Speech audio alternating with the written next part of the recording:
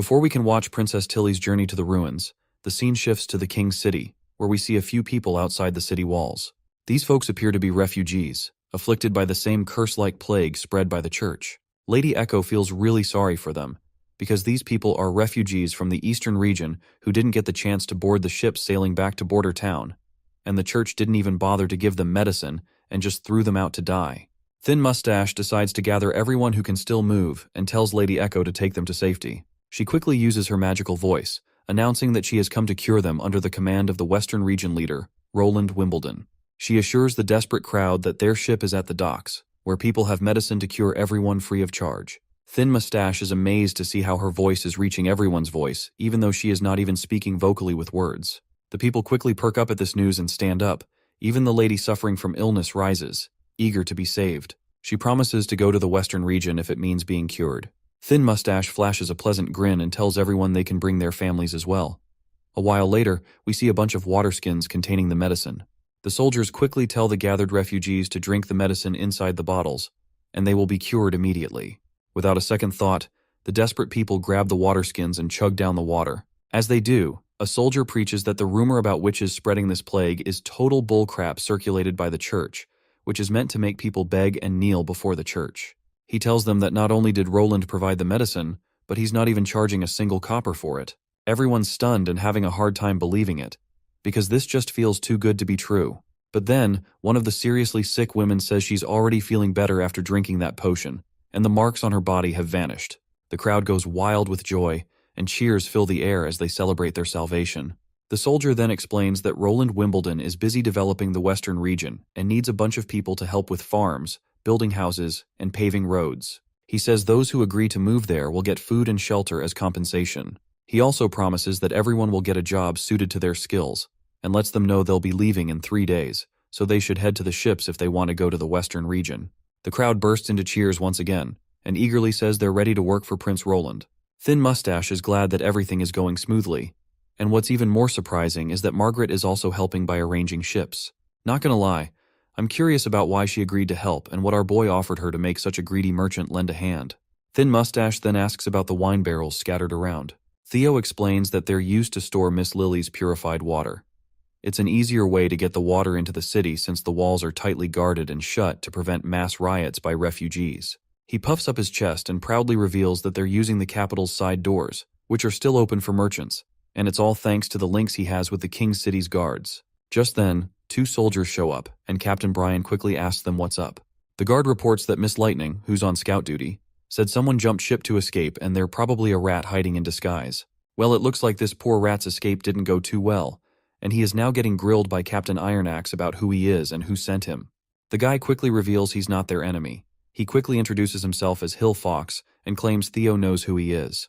Well, it seems like it's actually the same guy Theo met before, and back then, he was introduced as a gambler who lost everything in gambling. Right on cue, Theo shows up and fills Ironaxe in, saying that Fox is a newly recruited rat who was supposed to spread information. Theo didn't expect him to infiltrate the masses and risk getting infected, so they're curious why he'd risk his life for some intel. Fox quickly admits he's already figured out that everyone here is working for Roland Wimbledon, not Timothy. That's when Theo decides it might be best to get rid of this guy, since he knows too much and could pose a threat to their plans. However, Fox quickly insists that he's also willing to work with Roland. Ironaxe isn't buying it, though. He definitely doesn't want to trust a rat who's already been working for Timothy. But Fox quickly ups the ante, declaring that he's actually an enemy of Timothy. Suddenly, a little bottle falls out of Fox's pocket, and Theo is quite startled to hear that he's actually an enemy of Timothy. Theo bends down to grab the suspicious-looking bottle, and Fox quickly claims it's the church's holy medicine, which he took from the black market for a high price. He then quickly expresses his desire to join Roland's crew, because he also wants Timothy crushed as well. Thin Mustache asks Theo what he thinks about the situation. Theo explains that when he's not sure what's true or not, he usually goes with the safest bet, which here means deciding to kill Fox. Right at that moment, Nightingale joins the scene and tells Theo to leave it to her to figure out whether Fox is lying or not, because she is a living, breathing lie detector. In a few moments, Fox spills everything from the beginning. He clarifies that he didn't go bankrupt from gambling, nor did his wife cheat on him. These are just tall tales. In fact, he used to be part of the Pigeon Hat, a circus group that performed in the capital's inner districts. The group wasn't very large, but they were a tight-knit team, and Fox met his wife during that time. After they got married, they saved enough money to buy a house in the capital. But everything was destroyed when Timothy began his witch hunt. Under his harsh rule, the patrols went nuts looking for suspects, and Fox's wife was captured on flimsy accusations of being a witch. Later, Fox thought he could bribe the prison guards to free his wife, or at least get a chance to see her. But those filthy, greedy bastards just took his money and still wouldn't let him see her. They promised he could pick her up later, but when he finally got the call, she was already a mangled corpse. From then on, Fox swore he'd get justice for his wife. But the guard responsible for her death got off with just 10 lashes, and all Fox got was a measly 3 gold royals as compensation for losing his wife. If that's not rubbing salt in the wound, I don't know what is. So, Fox's sole purpose in life became seeking revenge on Timothy. He rallied support from his friends in the circus group, and since they weren't exactly battle-hardened, they used their skills to infiltrate various underground organizations. They gathered intel on Timothy and spread it to his enemies. While doing this, he also met Theo and kept tabs on him, who was supposedly working for Timothy to get rid of refugees from the city. But Fox eventually discovered that Theo was actually working for Roland. So here he is, still tied to the chair, insisting that he's eager to join Roland if it means taking down Timothy. He's ready to spill all the juicy details he has about Timothy to make it happen. Once the guy is done speaking, Theo turns to Nightingale and asks her to take on the matter. She quickly reassures him that Fox is being truthful, and there's nothing dishonest in what he's saying. However, she's not sure if he'll actually be useful to them. While Theo is still deciding whether to keep Fox around, Fox is amazed by how Prince Roland is letting witches live and saving so many refugees. He wonders if Timothy had been as kind-hearted, his wife might still be alive. Nightingale smiles, seeing that Fox isn't put off by Roland's unusual behavior. So at the end, they decide to let him join them, and quickly untie his hands. Theo tells him to stick with him and help out around the city for now. Theo is back in the same hotel, where he bumps into Black Hammer again. The big guy is thrilled the medicine worked, saying that without it, these 2 fools he's holding would have been dead by now. The little girl thanks Theo for curing the plague, wondering if he's working with the church. Theo keeps his identity under wraps, and claims that the medicine came from higher-ups in the royalty, and the church is just spinning stories about witches causing the plague, so he wants everyone's help here to cure all of the commoners. Black Hammer perks up at this and asks if Theo's client really let them sell the medicine. Our boy Theo confirms it and explains that his client is furious with the church for deceiving the public. He's worried that if the church keeps spreading propaganda and turning all the commoners to their side, they'll end up ruling the whole kingdom. That's why Theo's client, who is our boy Roland of course, wants to cure all the city's commoners. Theo tosses out a pouch of water containing Lily's purified water and tells the rats they can sell it for 10 silver, with 40% of the cut going to them. The guys perk up at the prospect of making some quick cash. Theo explains that he smuggled nearly 5,000 to 6,000 worth of medicine, so if they sell it all, they could make some serious money. He also points out that he knows they might try to sell the medicine at an even higher price. To drive his point home, Theo slashes his dagger across the desk and warns them that his client doesn't forgive those who try to play dirty, so they'd better steer clear of scamming others for their own gain. He also tells them not to sell the stock all at once to avoid scalping, and that it's their problem from now on. Then he asks one last time if they're up for the job.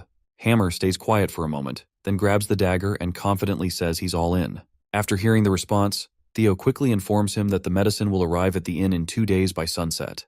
The next scene takes us to the church, where people are lined up before a priest. One guy sits down over his knees and informs the priest that his whole family has caught the plague and he desperately needs the holy medicine. He explains that he got ripped off by those black market rats when he tried to buy medicine, and now all he has left to offer is a little egg. The priest takes the egg, but not before giving the guy a stern look. He tells him he'll be punished for not trusting the church and trying to buy medicine from the shady black market. Then the priest orders him to stand up in order to seek forgiveness.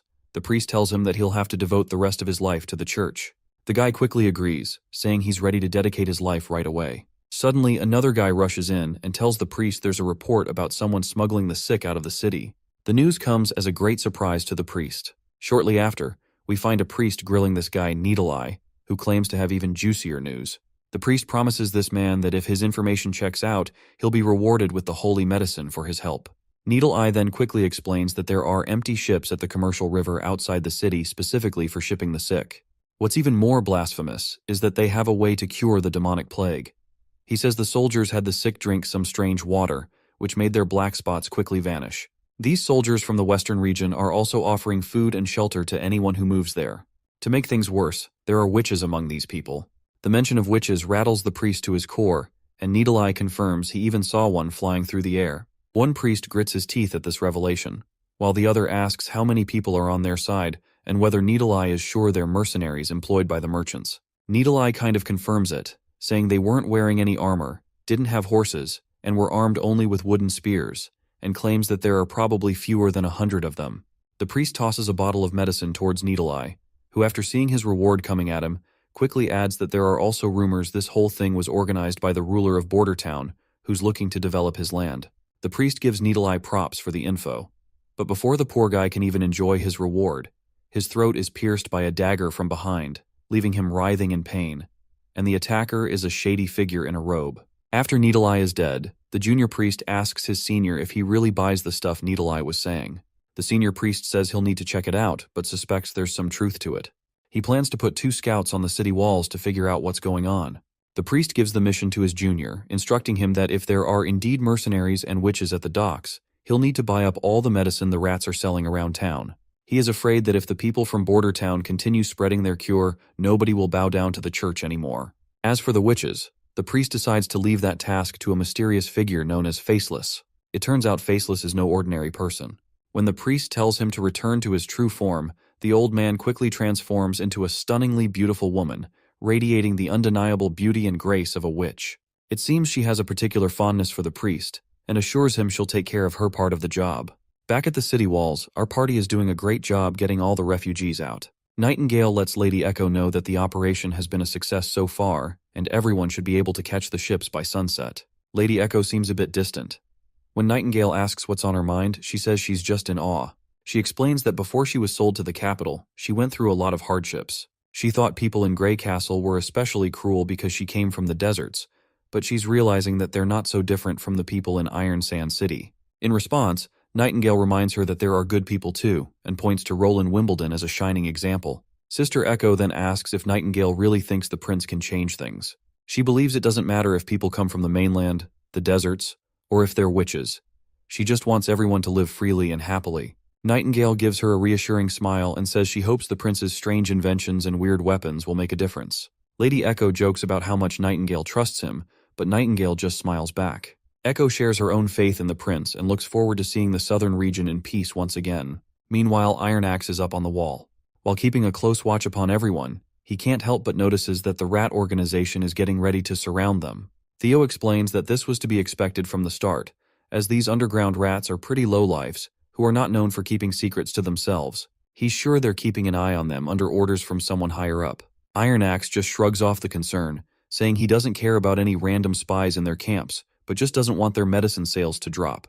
Theo reassures him that he's keeping a close eye on his crew handling the drug sales, so he won't be around to say goodbye as they head off to the border town. Captain Iron Axe gives a sweet smile and says not to worry. They'll catch up when the prince himself comes to claim the capital. As night settles in, we see that witch again, keeping an eye on the crew. She seizes her chance, lunging at one of the soldiers with a dagger. Before he can react, she slits his throat, leaving him dead on the ground. She then takes her clothes off and disguises herself in the soldier's uniform. As Lightning strolls back into camp from her patrol, Wendy's first question is about the current situation. Lightning reports that Iron Axe has already taken the infantry team out to tackle the rats. Lady Echo hands Lightning some water, and Lily grumbles about not having had a shower in days. All she right now wants is to go back to her house and enjoy the luxury of her bubbly home shower. Lightning almost chokes on her water and can't help but tease Lily for sounding like a spoiled elite, especially since she hates nobles.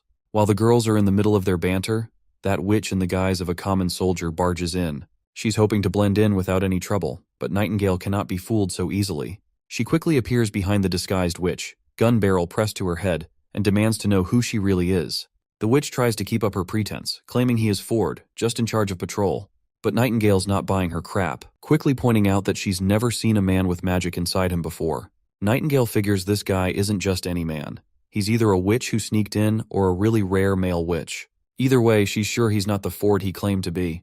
With her cover blown, the witch decides to go on the offensive. She lunges at Nightingale with a dagger, but Nightingale dodges easily. The witch then turns her attention to Lily, aiming to stab her. Wendy jumps in front to protect Lily, and that woman swings her dagger right away. Nightingale takes action and fires a shot that hits the witch square in the chest. The witch collapses with the single bullet, and as she falls, she reverts to her original form. As she lies on the ground, taking her last breaths, she's overwhelmed by memories of Priestess Heather, who took her in and gave her the name Afra. The recollection brings tears to her eyes. Meanwhile, everyone rushes to Wendy, checking if she's injured. Wendy assures them that she's completely fine, and that the dagger didn't even touch her. It turns out she was wearing some armor made by our hero, which likely saved her from a serious cut. Meanwhile, Lily is still shaken and on the verge of tears, visibly terrified from the close call. She then lashes out at Wendy, telling her not to rush into danger like that again. Wendy comforts Lily by patting her on the head, explaining that she was just caught up in the moment and jumped in front of the blade to protect her, instead of using her wind magic. While they're chatting and comforting each other, Lightning wonders why the witch attacked them in the first place. It doesn't make sense to her why a fellow witch would turn against them. Nightingale steps in and tells Lightning that this woman isn't like them. This night is the last night for everyone here before heading to the border town. And later that night, the rats tried to launch a major sneak attack. It was anticipated, and in the end, our first army had 1 soldier killed and 4 wounded in the aftermath. The muskets kept firing, and the battle ended without close combat. The rats scattered into the night, and with our party's journey due the next morning, there was no need to pursue them. The 4 wounded soldiers received first aid from Lily, and their bleeding was stopped. They also found the soldier who died at the hands of the witch in a field. He was the soldier who died far from home, so he was given a respectful burial, and everyone expressed deep respect and mourning. Because of that one loss, the First Army's debut battle on foreign soil wasn't a success, but it wasn't a failure either. With heavy hearts, everyone prepares for their journey. Back on the sea, Lady Tilly is finally venturing out on her journey with this traveler. The blonde guy explains that there are countless islands in the bay, and no one has been this close to their border before. The further east they go, the stranger the weather becomes, and the islands stay the same, so he's not sure how peculiar they might get. Princess Tilly asks if he is implying that he never had been there before, despite his reputation as a renowned explorer. Few have dared to cross Inferno Island and continue east, and this blonde is allegedly one of them. The blonde laughs it off, saying those are just exaggerated tall tales he's heard about him many times before. While lighting up his cigar, the blonde explorer explains that brave souls from the bay head east every year. It's tough to discover something new because of violent hurricanes and sudden fogs that make sailing really difficult. Meanwhile, Ash reveals in her thoughts that this great explorer went missing 2 years ago. A lot of people thought he died in an accident, but he was actually at Slumber Island. He made naval maps and set out to find other ruins. Lady Tilly has decided to work with him to explore the ruins, and ever since she is working with him, this guy has never talked about the 2 years he was missing, and Tilly hasn't mentioned it either, even though she likely knows about his past. Meanwhile, Tilly explains that the hurricanes around here are actually quite terrifying. The adventurer agrees, adding that witches are absolutely amazing. He mentions that if it hadn't been for a witch named Molly, they would have been goners. Suddenly Molly's fishing rod gets hooked, and she exclaims that there's a big fish caught on her line. The adventurer is still amazed by how Molly summoned that huge shield yesterday to protect their ship. He notes that his crew has stopped resenting witches because of it. So, in a way, the hurricane turned out to be a blessing. He reveals that he's always thought witches would make the best explorers in the world. Tilly happily states that there's already one witch who's known as the greatest explorer. The adventurer seems to agree, and it sounds like they might be talking about lightning. Meanwhile, Molly hooks another fish, and this one looks even bigger than the last. The guy standing nearby is absolutely stunned by what's about to come out of the water. As soon as Molly turns around, a weird sea monster with thousands of sharp teeth lunges at her, aiming to devour her in one gulp. But Ash is quick to act, diving in with her giant sword and slicing the monster clean in half. She tells everyone to back off, then charges forward with her sword, slashing the remaining monster with lightning speed and killing it in one swift strike. After dealing with the sea monsters, Ash checks in on Molly to make sure she's okay. Molly reassures her that she's fine. Ash then turns to the adventurer, asking about these monstrous sea creatures. The adventurer explains that these monsters are legendary sea devils. They're notorious for disguising themselves as regular fish, just so they can trick the fishermen to pull them aboard. There's a myth that if they eat humans, they grow arms, but it's all just hot air. In reality, they're known as demons. Tilly's eyes widen in shock at the mention of demons. Just then, one of the crew members notices that the fog has started to surround the area. The man, who is known as Thunder by the way, quickly shouts for everyone to lower the sails because they're entering the phantom waters. Well, come to think of it, Lightning's dad is named Thunder too, and he's an adventurer just like her. Seems like we have finally found Lightning's father. Meanwhile, Thunder explains that as they get closer to Phantom Island, the same kind of demons they just hunted are going to pop up in even greater numbers. The fog, rocks, and other creatures make this place feel like a ghostly battlefield, which is why many explorers come here but few find the entrance to the ruins. Luckily, they don't have to worry about any of that right now because Molly's jelly-like pet is guiding them safely. Thunder is once again amazed by how, no matter how chaotic the region gets, the pet always warns them of any danger ahead. Ash then asks if all of these islands are underwater, and Thunder confirms that they are, just like Slumber Island. However, the tide rises and falls much faster here, about once every half a month, and the speed is incredible. It's like there's a huge hole at the bottom that's sucking up all the nearby water. Thunder thinks the whole bay's wave activity is tied to this place. If they're lucky, they might see the main island popping up from the water. Princess Tilly asks why they don't just wait until the tide's all the way down, so they won't have to worry about hitting any rocks while sailing. Thunder replies that they can't wait because, when the tide goes out, they won't be able to see the Crimson Spectre River, which is the only way to get to the ruins. He points out a strange red hue in the water, and even the ladies are curious about it. Thunder explains that these are cardinal scale fish, unique to the Phantom Islands, and they'll soon see the Crimson Spectre River in its full glory. Princess Tilly lights up when she sees a huge swarm of fish. She finally gets it. The Crimson Spectre River isn't a real river at all, but just a bunch of cardinal scale fish swimming together. It makes it look like there's a crimson river below. Tilly asks why this happens. Thunder explains that it's because of the main island. Apparently, the island is shaped like a pyramid with a big hollow space inside. The fish lay their eggs there, and when the tide drops and the island starts to show up, the fish, sensing the change, go nuts and rush out. As long as they stick to the Crimson Spectre River, they'll make it to their destination. After sailing along the Crimson River for a while, the majestic Phantom Island finally comes into view, leaving everyone in awe. One of the crew guys quickly ties up the boat to a boulder. As everyone hops out, Princess Tilly asks if he's the one who set up the posts for parking the ships. Thunder explains that the posts were already here when he first found the place, and they were probably put up by whoever built the ruins. Lady Ash then asks where the ruins are, and Thunder says they're right above them, so they'll need to head up to reach them. As they walk through the spooky place, Thunder warns everyone that there are booby traps meant to keep looters out. But since the traps have been submerged for so long, he guesses they might not work anymore. The only issue is they have a long hike ahead, so they need to be careful not to run out of stamina. Princess Tilly seems pretty creeped out by the eerie pathway. Seems like Tilly isn't a fan of the dark. But luckily, Lady Ash has always had her back and is ready to guide her through the shadows once again. After crossing the narrow pathway, they finally reach a door. When they open it and step inside, they get their first look at the library from within. As Tilly starts exploring, Ash quickly tells her to stop, warning that it might be dangerous. But Thunder reassures them, saying they don't need to worry because he and his team have already explored this place before. He points out that there's nothing much in here except some stone tables and chairs, because they've already collected all the magic stones, which were scattered all over the floor, about 30 in total. Plus, other explorers have been through here too, so he's pretty sure the place has been cleaned out. But it looks like Tilly isn't giving up. She spots something secret on the wall and starts ripping it off. To everyone's amazement, she uncovers a huge magic stone embedded in the wall. Ash quickly decides to pull it out, but Lily tells him not to. Instead, she approaches the crystal, and crimson magic energy begins to radiate from it. As the energy intensifies, red energy starts bursting out of the crystal. That's when Thunder realizes that Tilly might be trying to unlock something that only witches can activate. The other crew members are completely clueless about what's happening, and before shit takes turn for the worst, Lady Ash steps in, grabs Tilly like a toddler, and starts running out of the mess. At the same time, a staircase suddenly drops down to the ground from above, supported by some sturdy chains. Thunder's mind is hit by a bolt out of the blue as he sees the staircase before his eyes, probably leading to a secret room. Everyone quickly ascends the stairs, and when they reach the top, Princess Tilly finds another stone embedded in the wall, and this one looks like an ice crystal you will find in the Everwinter Kingdom. Thunder is also amazed and points out that a stone this size could be worth a lot on the market.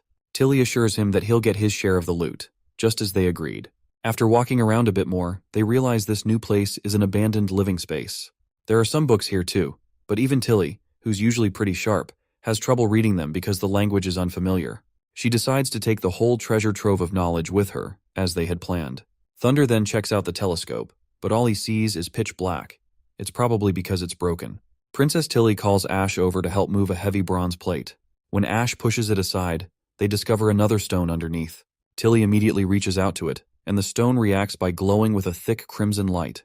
Princess tells her friend that the stone is continuously drawing in her magic, and quickly Ash tells her to step back.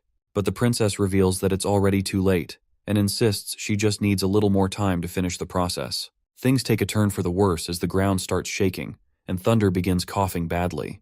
His eyes fall on the telescope again, and out of curiosity, he makes a bad mistake of looking through it, which leaves him absolutely boggled when he sees a huge door that seems to be connected to the depths of hell itself. Back in the border town, we see the prince holding a letter sent by his sister and delivered by our little pigeon girl. In the letter, Princess Tilly writes that since his brother is also helping the witches, it's clear that the church has become their enemy. She reveals that she's a witch too, which might not surprise him since it's the only reason the other witches trust her. In a nutshell, she's glad that he's earned the witches' trust with his kind heart, instead of treating them like tools, unlike those nobles. She's also excited about all the inventions he's made. As a gesture of goodwill and to build a strong relationship between both parties against the church, she's included a list of supportive witches in her letter. He can choose those he needs the most and have Maggie let her know. She also warns him she won't be sending more than 5 witches, so he'd better sort out a good transportation plan. The church is greedy, and will eventually try to take over all 4 kingdoms, so she hopes he's ready to fight them when the time comes. She'll also give full support to help push back against the church and make a world where witches aren't discriminated against. With that sweet note, that's how the letter wraps up.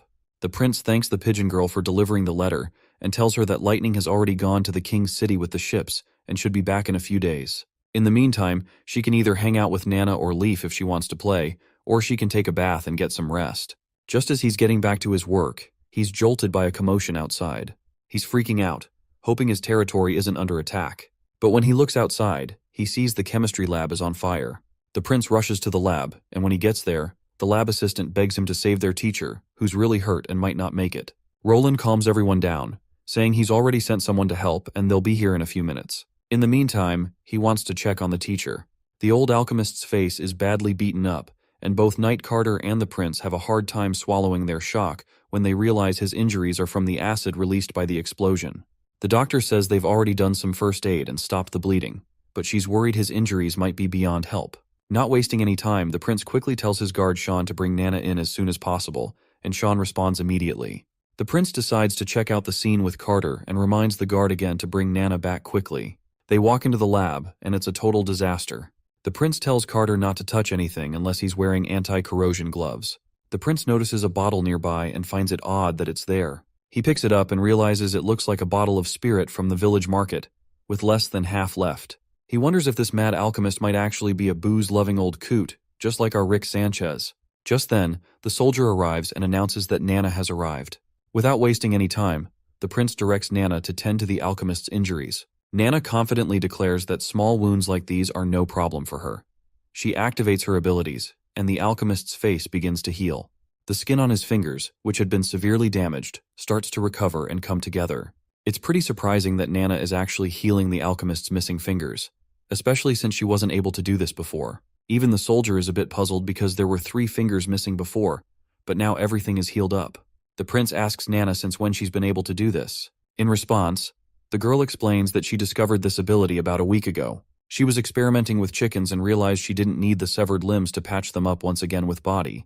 If she focused enough magic, the lost limbs would slowly grow back by themselves. She proudly mentions that she can pull up this miracle thanks to what the prince taught her in class about the human body being composed of cells. Injuries or amputated limbs are like lost cells, and since magic can fix these losses, she was sure that it should work for amputated limbs too. It's a bit mana-draining task, but growing back a finger is manageable, while regenerating an entire arm is more challenging. Once the alchemist is fully healed, he opens his eyes and jolts awake. He quickly reports that he has finally created what the prince assigned him to make. Curious, the prince asks if he's talking about mercury fulminate. The alchemist confirms with a frantic yes. He explains that the missing catalyst turned out to be alcohol. At first, he tried dozens of different ingredients, but none of them worked. After this streak of bad luck, he bought some alcohol to lift his spirits, and remembered from the chemistry book that alcohol is an organic product and an important ingredient for some reactions. He extracted the alcohol from the spirit and conducted a new test, which surprisingly succeeded on the 6th try. He rambles on about some scientific details that aren't crucial right now. In a nutshell, while experimenting with alcohol, he accidentally had a blast, not the fun kind, but a pretty brutal one. Prince is pretty happy for the discovery, but he is also pretty sad and tells the alchemist to don't pull these kind of risky stunts for the next time, because he is not Rick. The prince tells the old alchemist that if it weren't for Nana, he'd be dead by now. The alchemist's eyes light up in amazement, and he asks if witches can heal wounds caused by experimenting. When he hears the answer, he goes completely wild with joy, excited that he can now experiment without worrying about dying. The prince and Nana are a bit lost on how to handle the frenzied old man. But then, Roland's mind starts racing about their successful experiment, which leaves him grinning from ear to ear because he's got a great idea for making a bullet cartridge's primer, all thanks to the mercury fulminate discovery. But before he can dive into his exciting experiments, the prince has some boring ruler duties to handle, and he's not too thrilled about it. Just when the prince was hoping for some free time to experiment, a letter arrives from Longsong Fortress about a plague hitting the entire fortress. He also has to check in on Anna and the smith's shop. After finally managing to find some time, he sits down to respond to his sister. Meanwhile, the ships from the King's City have finally arrived. In his letter, the prince writes that he's thrilled about their alliance and is determined to destroy the church at all costs. He promises to expand his territory to allow witches to live freely and is excited about the new witches arriving next month. He's also mapped out a safe route from the fjords to the border town to avoid the church and ensure a secure journey for the witches. He assures his sister that he'll teach the witches the basics once they arrive at the border town, and every witch who evolves will boost their chances of defeating the church. Lastly, he includes the names of the 5 witches he's picked and hopes to see them soon. The first is Lotus, with earth formation powers. The second is Cande, specializing in state preservation. The third is Evelyn, with alcohol transmutation. The fourth is Honey, a beast handler.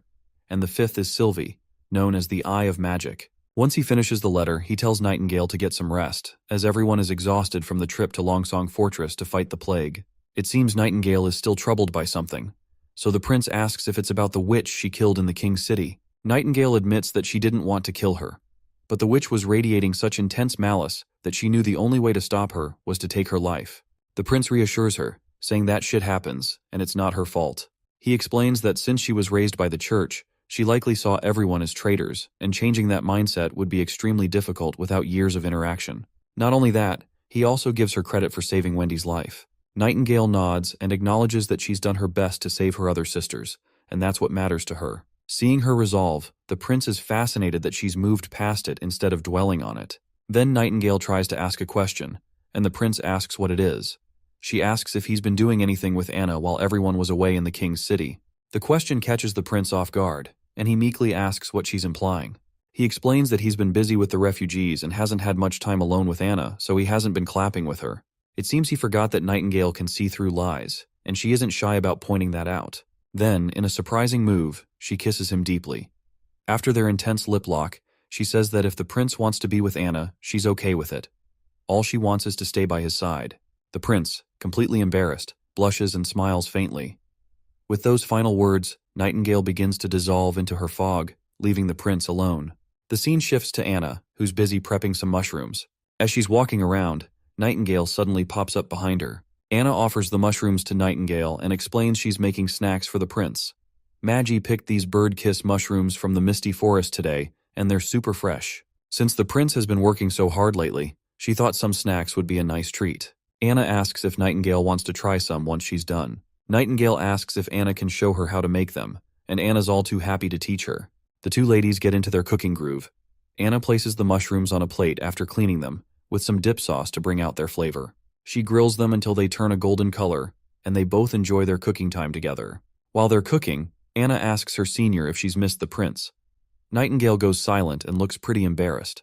Anna reassures her that she's not the only one who missed him, because everyone who went to the King's City felt the same way. Noticing Nightingale's unusual behavior, the junior asks what's wrong. Nightingale just says it's nothing but admits that she missed him too. Anna then points out that if she were in Nightingale's place, she'd be dying to reunite with the prince. Nightingale gets a bit somber hearing this, but then Anna snaps her back to the moment, reminding her that the mushrooms are burning. Once they're done, Nightingale takes a bite and finds them delicious. Anna can't stop praising how amazing these mushrooms are when cooked just right.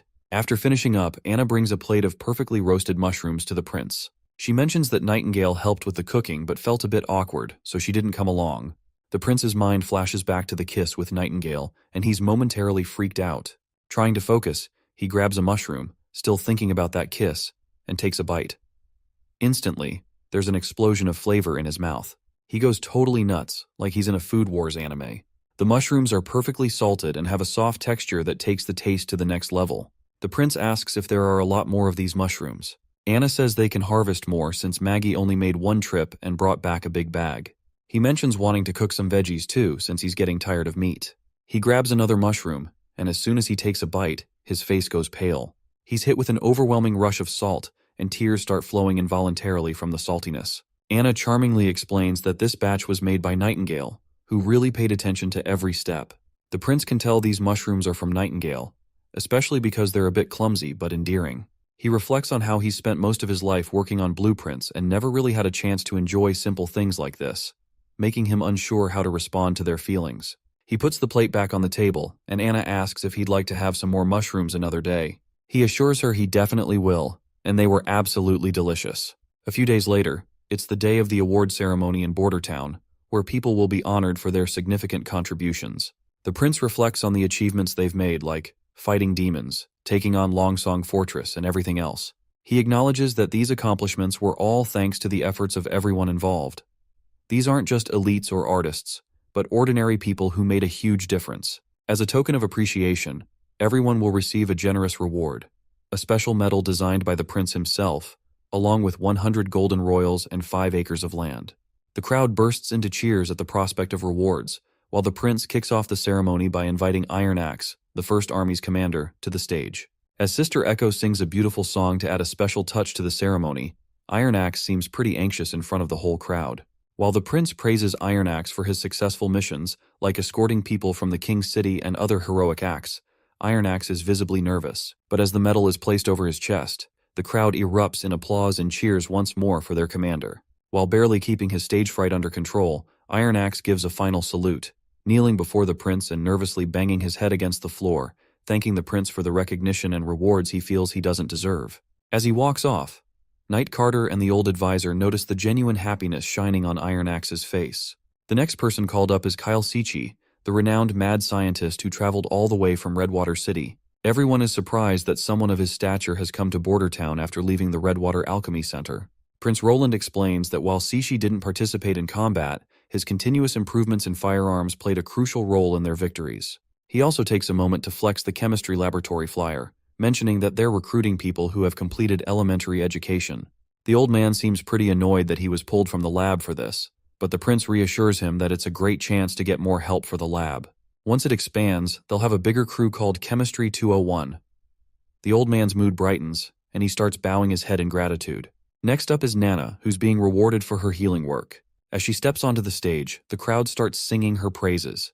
Everyone thanks her for the times she's healed them, and it completely melts Nana's heart.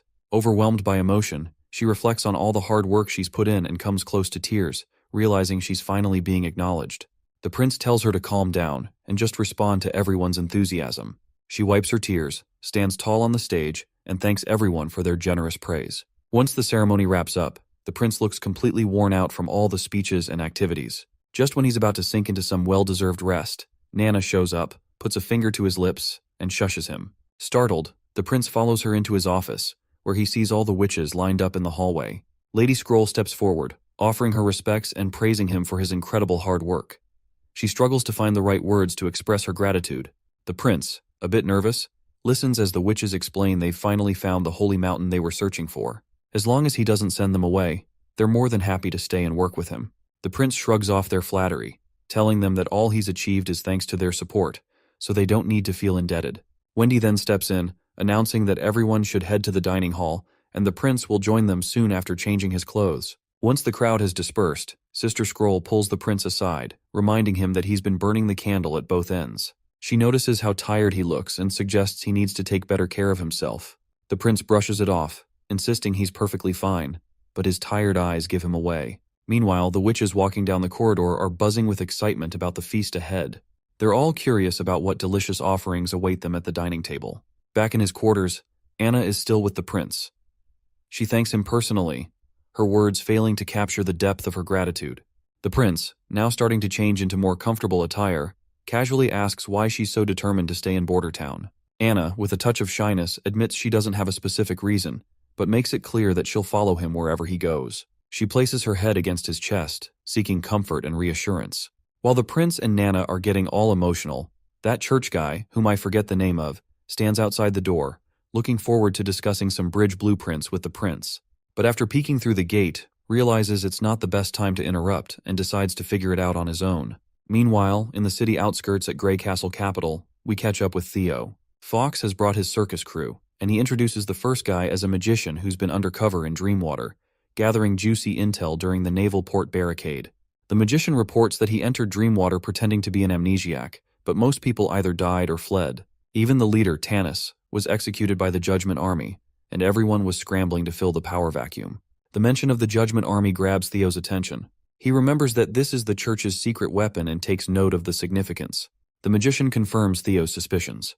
He adds that Tanis's attempt to seize the port failed spectacularly. After retreating to the Eastern District, they were ambushed by the Skeleton Fingers, leaving them with just about 10 people. In a desperate bid to find the church, Tanis and a few of his subordinates set off, but only 2 or 3 of them made it back. They reported that Tanis had a heated argument with the bishop and ended up impaled by the Judgment Army. Theo connects the dots and realizes that Tanis's downfall was likely due to being cut off from church support. The church's refusal to assist him led to his demise. Dreamwater is in serious trouble, and Theo can see how the pieces are falling into place. Man, all this high-stakes political stuff between the kingdoms is a lot to handle, but honestly, who cares? What really matters is watching Roland wipe the floor with everyone. Theo steps in and announces that he serves under Roland Wimbledon and is in charge of gathering reports for him across the kingdom. With his voice raised, he asks if anyone's interested in working for Prince Roland. The whole circus crew gets fired up and makes it clear they're in as long as Timothy is brought to justice. Theo tells them they'll meet once a week at this time and place, and if anyone has urgent reports, they should leave a pot of purple flowers at the door. They'll knock 3 times long, then 2 short. Everyone agrees, and Theo reminds them that a good informant keeps their identity hidden, so they need to keep a low profile. He tells them to cooperate, and they'll make sure Timothy goes down. Theo asks if anyone has anything to add. That's when Fox chimes in, saying Timothy is already on his way back from the eastern region. He shares rumors from the Black Mallet that Timothy seems to be recruiting a lot of rats into his army. The promise is that these rats can become free citizens if they join, and some members of the Skeleton Fingers have gone to the capital to check it out, and it looks like it's legit. Theo quickly realizes that rats can't be real soldiers, so Timothy is probably planning to use those church pills to make them fight, just like they did before. Theo tells everyone to keep a close eye on the rats and report any updates. This will be their first task. The next scene takes us back to the border town, where we see all the refugees lined down, and the person on the counter is taking all the information about each person, and according to their skill set, they are being assigned to a job. A refugee then comes in front of the desk, saying he's illiterate but a skilled woodworker. The attendant starts asking him the usual questions about the job, and the guy answers confidently but nervously. So the receptionist eventually hands him a form to fill out. Just then, Old Man Barov comes from behind, and with his eyes cold as ice, he asks the receptionist why they're doing such a sloppy job. Then, Barov turns to the alleged woodworker and tells him to show his hands. The man reluctantly holds them out. Barov points out that if this guy was a real woodworker, his hands wouldn't be so rough. They should be shiny and tough from handling wood, and stained black from drawing outlines, which is hard to wash off. Plus, the guy keeps avoiding eye contact, which is a dead giveaway that he's faking it. Most people act like that when they're trying to remember something they never actually experienced. The alleged woodworker starts to panic after being exposed. Faced with the punishment of either being sent to the mines or banished from the western region, Barov asks him one last time if he can confirm his story. The man's face goes pale as he realizes the gravity of his situation and quickly starts banging his head against the floor, confessing that he learned everything by watching his neighbor. The guards take the faker away, and the receptionist, amazed by Barov's insight, comments on his impressive knowledge of woodworking. Barov dismisses the praise, explaining that he picked up these skills during a recruitment drive in the months of demons. Barov advises the receptionist to pay close attention to individuals when they're answering questions. Only those who answer confidently and accurately deserve to be personally evaluated by the prince. He also emphasizes discouraging others from lying by warning them about the severe punishments. Back in the office, Barov reports to the prince that each refugee is expensive, and if they don't work in border town for at least a decade, they won't offset the expense it took to bring them here. The prince reveals his plans, acknowledging that it took 3 days to process the 6,000 refugees. Currently, housing in the town is tight, so he will prioritize the 1,500 skilled artisans first. The other refugees without skills will have to live outside the walls for another 2 or 3 months. The prince instructs Barov to accommodate all the artisans, regardless of whether they are married or not, ensuring they at least get a room. Barov asks what they should do with the spare houses after accommodating the artisans. The prince replies that they should rent them out, giving the refugees a reason to work hard and save money to either buy the house or continue renting it. Prince then asks how many people have left since the ceremony where they introduced the witches to everyone. The old man reports that 0 native villagers and only 6 farm workers have left. Well, It seems like it's a win for our prince, noting that his plan of establishing the theater has convinced many people to accept the witches. However, the old man adds that 110 refugees have left because of their fear of witches, even though they were treated by these very witches. The old man gets all worked up and suggests executing all of them for not showing faith in their prince and to prevent them from returning to the church. But the prince shakes his head, pointing out that the real hardcore church followers were probably among those 300 refugees who stuck around in the capital, even with the plague. They're too stubborn to change their views on witches. All they wanted was to leave, and he is not about to start executing people just because their beliefs are outdated. The scene shifts to the gathered crowd, where the prince unveils an unexpected innovation, which is a bicycle. The core members of the castle look at the strange two-wheeled contraption with curiosity. Knight Carter raises an eyebrow and remarks that balancing on those wheels seems tricky, and questions how it could ever replace horses. The prince just casually hops onto the bicycle and demonstrates how it works. As he pedals around, he enthusiastically explains that he plans to mass-produce these bikes. He's even called in Sister Soraya to sketch out riding positions so they can teach the townspeople. His goal is to make this new mode of transport accessible to everyone, promising that even common folk will get a taste of this luxury, and it'll cost just a couple of royals. The prince's excitement is contagious, and he's clearly eager to see the bicycles become a common sight in Border Town. Shortly after, Knight Carter decides to give the bicycle a spin himself. He's completely impressed by the sleek design and rides it around with a big grin, asking Sister Soraya if she did the drawing for his riding position. She nods proudly, and Carter's eyes widen when he sees the detailed and handsome painting of himself. As everyone enjoys their time with the new invention, Prince Roland watches with a satisfied smile. He then turns his attention back to alchemist Kyle, ready to dive into their next big project. The prince explains that he's going to need a lot more acid than the lab can currently produce. To solve this, he plans to design a chemical system that will churn out acid efficiently and in large quantities. Kyle looks puzzled, never having heard of such a system before. Roland explains that it will involve multiple reaction mechanisms, with the product flowing continuously as long as they keep feeding it the basic ingredients. Kyle's intrigued but admits it's new territory for him. He's up for the challenge and is determined to make it work. Roland also mentions his plans to expand to 3 more labs by the Redwater River next month and bring in qualified staff to keep things running smoothly. Outside, the old man takes a tumble as he tries out the bicycle for the first time. He dusts himself off, sighing and muttering about how he's getting too old for this kind of thing. Meanwhile, Prince Roland is deep in thought, mulling over the advancements in weaponry thanks to their recent breakthroughs. With the new mercuric fulminate in play, he needs large quantities of fuming nitric acid. Since his current labs can't meet the demand, he's considering asking Sister Lucia for help. Because the only way to win these upcoming wars against the church, he will need more than a few cannons and firearms. As he's lost in these thoughts, he reaches for some dried fish to snack on. Before he can even get a bite, Nightingale appears and mischievously stuffs a piece of fried fish into his mouth. Her gesture is both unexpected and warmly received, pulling him out of his deep contemplation. The scene cuts to outside where Prince introduces himself to these little kids and congratulates them for completing their basic education and becoming the town's first graduates. The kids are ecstatic to be speaking directly with the prince, and their excitement is off the charts. He praises Karl von Bate for his significant role in their education and announces that everyone will receive a generous reward based on their performance, regardless of their career choice. The kids cheer and celebrate, thrilled at the prospect of a bright future, and start dreaming about their new salaries and the bicycles they'll soon be able to ride. They excitedly discuss applying for positions at the city hall, envisioning a better life ahead. The prince then decides to distribute the degrees, instructing everyone to come forward when their name is called. A girl playfully pushes her friend to take his degree first. The boy reluctantly steps forward, and the prince hands him his degree, congratulating him on graduating. Feeling a surge of confidence, the boy expresses his eagerness to sign up for the chemistry laboratory and follow in the footsteps of Kyle Sichi. Meanwhile, back in the Holy City, the archbishops are in a heated discussion about Roland. Priest Maine is stunned to learn that the plague the church spread was caused by microscopic demons specifically bred to be invisible. He has no idea how Roland managed to cure it, suspecting he might be using witch's magic instead of the holy medicine. They also discuss the long-range crossbows that Roland's forces have, which shoot relentlessly.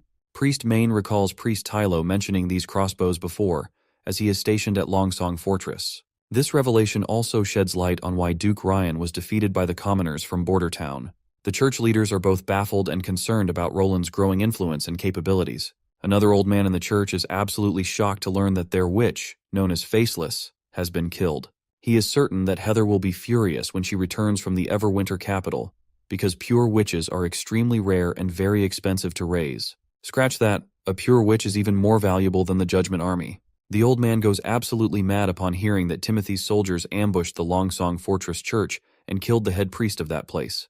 If you can't recall, this happened when Timothy sent those soldiers to attack Border Town after making them take those church pills. Priest Main quickly realizes that Timothy just wanted to steal those pills stashed in the church. However, he still can't believe the audacity of Timothy to kill the head of the church. But it is true, as I can remember. Timothy indeed stole those 2,000 pills and fed them to his army of common people to attack Border Town. After mulling over it, Priest Main quickly understands that Prince Roland is actually planning to acquire this group of refugees as cheap labor. He can arrange for his witches to cure them and ship them to the western region. The old man agrees, saying if they were not fighting Wolfheart right now, the church would put a stop to Roland immediately. And most of all, the witches in the western regions deserve to be swept clean. But Priest Main tells his old fellow to read this letter before getting riled up. The old man is absolutely blown away to realize that a large number of witches have appeared at the bay and they have destroyed all the current churches. The priests, still in the dark about Princess Tilly's involvement, are puzzled if the witches are migrating from the mainland to the sea. But Priest Main just shrugs them off, saying that they are far away in the ocean and shouldn't affect their grand plans.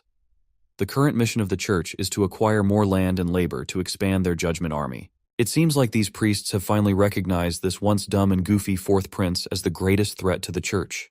Priest Main has decided to lead 100 Judgment Army soldiers and pure witches to permanently wipe out the western region, and decides to deal with the witches at the sea later. The old man is shocked at the idea of Main going himself, especially since the battle at Wolfheart is still ongoing, and Heather has not returned from Everwinter. But, as if on cue, a soldier arrives with urgent news from Heather. Apparently, a huge fleet has docked at Everwinter, and many enemies are attacking the capital. When the message was sent, 2 city gates had already been lost. Archbishop Heather is currently trying to defend as much as she can, but there are too many enemies, and they are using berserker pills. All the ships are flying the same black flag, the Black Sail Fleet of Garcia Wimbledon. The scene transitions to the castle of Everwinter, where Garcia has taken control and captured Heather. Garcia, standing in the grand castle, tells Heather to start praying to her god before she begins her gruesome work. She plans to cut off Heather's fingers and limbs one by one to make her feel the pain and helplessness that the people of Clearwater have suffered. Heather, however, remains steadfast, showing no hint of fear or apprehension. She defiantly asks Garcia if she plans to curse herself with the church's wrath, or if she intends to drift at sea forever without ever docking. Garcia does not seem to like this nonsense talk and simply snaps her fingers. Right on cue, her goons pin Heather to the ground and hold her hand out. They proceed to cut off her fingers with the cold efficiency of slicing cucumbers. As the pain begins to overwhelm Heather, her face twists with agony. Despite the relentless torment, her eyes well up with tears, but she remains determined not to give in. Garcia's soldiers continue their gruesome task, chopping off her remaining fingers, but Heather's resolve seems unshaken even as her body trembles from the pain. Chief Kabbalah of the Sandstone clan looks at Garcia and asks if this is really necessary, since suffering is usually only needed for intimidation or interrogation. Garcia, clearly annoyed, responds with a sharp question about whether Chief Kabbalah even understands how the church tortures witches. Then Heather's chuckle breaks through, quickly escalating into maniacal laughter. She tells them that they clearly don't grasp the church's power or the importance of its work. Heather makes it clear that Garcia has stuck her hand into a lion's jaws and that the church's enemies will be obliterated. But Garcia just laughs it off and says she'll be more than happy to wait for that day to come. The scene opens with Anna happily digging into her ice cream, her enthusiasm as sweet as the treat she's savoring. The prince couldn't help but feel creeped out, convinced that no matter what era they came from, girls always enjoyed ice cream. It turns out the prince had come up with a simple recipe using just sugar, water, yolks, butter, and milk to make the ice cream. Perfect timing, as the other girls soon joined the scene. Maggie walks in with her hair playfully tousled by leaves, and the prince jokes that they must have been looting bird nests again. He pulls out a letter and mentions that summer begins tomorrow, and before she prepares to head back to the bay, he asks Maggie to deliver the letter to Tilly. Maggie accepts the letter confidently. Meanwhile, Lightning remembers that with the end of the month approaching, Maggie will be leaving the palace soon. The prince then gives Lightning a mission, revealing that the map she's looking at is one she drew herself. He asks if she remembers the shallow beach by the mountains. Lightning quickly points to the spot on the map. The prince tells her to take Maggie and fly out there, plant 2 flags at the spot where the beach meets the mountains, and mark it on the map. Turning to Maggie, he explains that if Tilly agrees to send the witches, Maggie will need to guide the ship to this spot, where everyone from Border Town will welcome them with hot air balloons. Lightning perks up with happiness as she realizes that more witches are apparently going to be joining Border Town soon. The prince nods confidently, saying he believes in his sister and that she will eventually join him. Shortly after, we see the balloons soaring through the air. All the girls are absolutely amazed to see that they're actually flying. The prince has named the balloon the Overlook, and Anna gives all the credit to Soraya for helping paint it. The prince agrees, saying the paint's stickiness is exceptional because it needs to adhere closely to the base layer to support such a massive balloon. Otherwise, it wouldn't be able to withstand the pressure and tension. The prince quickly starts imagining that, since he has acquired DC motors, he can use electrolyzed water to create hydrogen gas. It won't be long before he can build a famous Zeppelin airship. As long as he can find lightweight materials for the frame, a monster like this could soar thousands of meters above the ground. Although the feasibility of dropping bombs from such heights is questionable, it's thrilling to think about invading the church's holy city by land, sea, and air combined. The girls notice the prince smiling, and Lily points out that he's probably excited about the prospect of new witches. The prince keeps grinning, clearly enjoying the excitement of new possibilities. Wendy, meanwhile, is blown away that Princess Tilly and her friends managed to gather so many witches on Slumber Island. The prince nods, adding that Tilly didn't just pull witches from Grey Castle, she also invited witches from the other 3 kingdoms. He even thinks she might have been in talks with the Old Witch Association at some point. Wendy mentions that Kara, their former leader, never mentioned anything about Tilly, but the prince points out that if Kara had revealed Tilly's invitation, no witch would have joined Kara's quest for the Holy Mountain. Wendy agrees, saying that this unexpected turn of events has actually worked out in their favor. They're now living with such a down-to-earth prince while enjoying a pretty luxurious life. Lily, always the arrogant one, chimes in, suggesting that Bay witches might be better since there are so many witches around, making it easier to walk through town without feeling anxious. As their banter continues and laughter fills the air, and that is when Roland's attention drifts to something a bit awkward. He can't help but notice Wendy's rather prominent pair of hooters. Later that day, the prince sits in his office, mulling over the idea that women with larger breasts often experience sore shoulders, and that's why bras were invented. While it's not a well-verified fact, he figures it's worth trying out to create some undergarments. He thinks about how, as Anna gets older, she might face similar issues, and he'd rather avoid the problem of saggy breasts. He starts designing some bras, marking another innovative leap in this old era. The next day, the balloon soars through the sky once again. This time, it carries not only witches, but also Margaret and a merchant. They're all thrilled and amazed to be flying for the first time. Lightning mentions that she's explored the area and marked it down on the map. Margaret gives her a thumbs up for the work well done. The prince turns to Merchant Marlin, teasing him about whether he's about to crap his pants due to the height. Marlin admits it's really terrifying looking down from so high up and feels like he's on the verge of a panic attack. The prince tells him to calm down, explaining that it's a natural response for someone whose feet are off the ground for the first time, much like how people can get seasick on their first ship voyage. Margaret, meanwhile, is fascinated by the giant balloon, but Marlin remains skeptical. He wonders if witches are controlling it with their powers.